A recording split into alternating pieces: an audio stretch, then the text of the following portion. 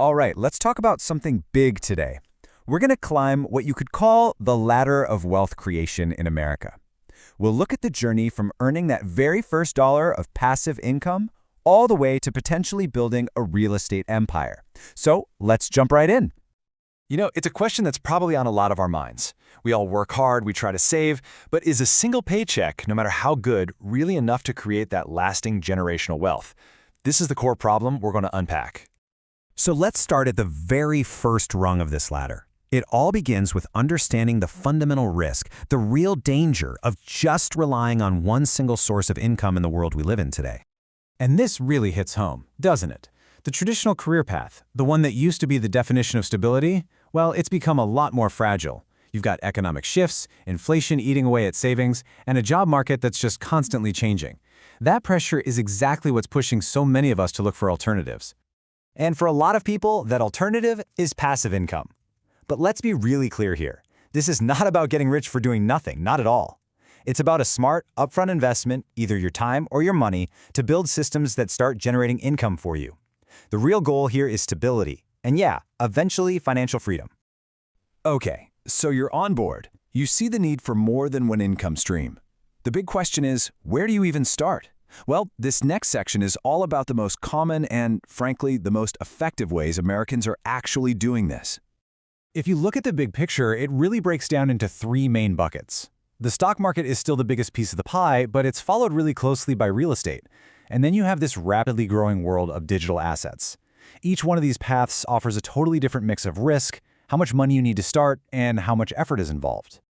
For a lot of us, this is the most accessible place to start. And it's not just about trying to pick the next hot stock. It's about strategy. You could build a portfolio of companies that pay out dividends, giving you that steady, predictable income. Or you could invest in broad index funds and just let the awesome power of compounding do its thing over the long haul. Both are really powerful, pretty hands-off ways to make your money work for you.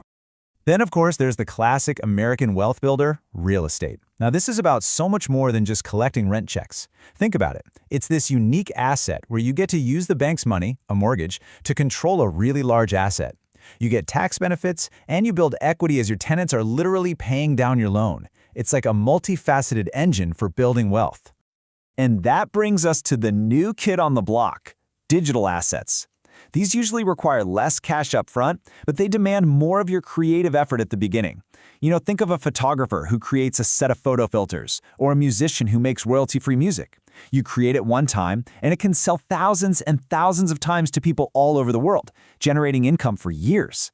It's an unbelievably scalable model. Okay, this next part is absolutely critical. We've reached a turning point in this journey. This is all about the mindset shift, going from just earning extra money to actively building investment capital. This, right here, is the engine that drives serious wealth. And this quote just says it all, doesn't it? The temptation is always there. When you start making more money, you want to spend more. A bigger house, a nicer car. But the people who really succeed resist that urge. They see every extra dollar not as something to spend, but as a seed for a future, bigger investment. So here's the process in a nutshell. Those smaller income streams we just talked about, your stocks, a rental property, a digital product, they generate cash flow. Step one. Then you systematically save and reinvest that cash flow to build up a serious pool of investment capital. That's step two. And it's that capital that finally unlocks access to the major wealth-generating assets. Step three. And here's why that is so important.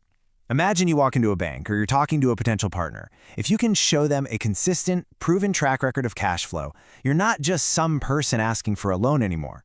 You're a business with a solid financial foundation. You become a reliable bet, and that gives you access to the kind of financing you need for the really big deals. Okay, so you've done the work. You've climbed the ladder, you've got significant capital, and you have access to financing. Where do the savvy investors put that money? Well, for many of them, the answer is luxury apartments. And this next part explains exactly why. So, why this specific asset? Well, it's about tapping into some key trends. You've got high-income professionals who are choosing to rent in prime city locations for flexibility and lifestyle. That creates a really reliable tenant base. Plus, you get these huge efficiencies. Managing one 50-unit building is way easier than managing 50 separate houses. On top of that, you get significant tax advantages and often faster appreciation. Let's put this side by side. because this is where it really clicks. With a single-family home, all of your investment risk is tied up in one property and one tenant. If they leave or can't pay, your income suddenly drops to zero. But in a luxury building with many units, one vacancy is just a small dip in your overall cash flow.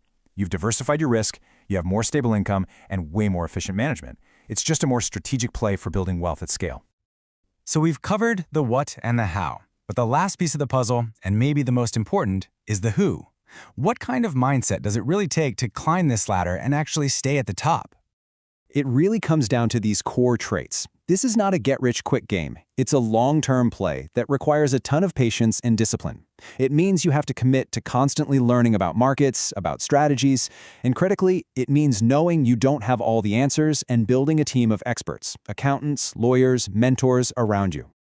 And that brings us to the final, really powerful idea here. This whole journey, from a tiny passive income stream to owning major assets, it's about more than just your personal finances. It's about creating something that lasts, something that can provide security and opportunity for generations to come.